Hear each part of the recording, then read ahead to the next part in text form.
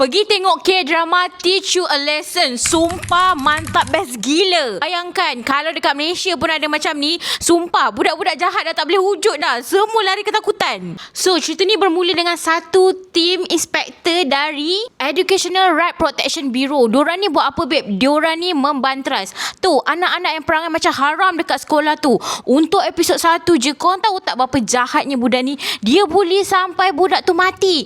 Pembuli tu pula anak VVIP no. Jadi macam engkau rasa engkau hebat sangat sebab bapak engkau panggil macam kat sini Nazir ni lah kan. Settlekan budak-budak ni. Untuk episod 2 pula, dia ni pergi melawan budak-budak daripada sekolah teknik ni tahu. Tapi budak-budak ni semua macam terpengaruh nak jadi gangster. Gila. Untuk episod 3 pula, tim dia dah bertambah babe. Diorang kena settle budak-budak dekat sekolah perempuan pula. Budak perempuan ni influencer terkenal babe. Dia menggunakan influencer level dia tu untuk menyebarkan fitnah pasal cikgu-cikgu. Dalam cerita ni, diorang nak protect cikgu punya right dan juga membantu budak-budak yang kena bully teraniaya. Dibuli oleh pembuli yang memang perangai macam anak haram ni. Kalau level-level setan tu kau, setan paling tinggi. Sebenarnya inspektor ni juga ada kisah dia yang sedih babe. Barulah yang 3 episod yang memang aku rasa mantap dekat Netflix. Pada episod 1, 5 minit yang pertama membuatkan aku dah tak nak tengok cerita ni tahu. Sebab bully dia memang jahat gila. Dia boleh tarik member dia tu.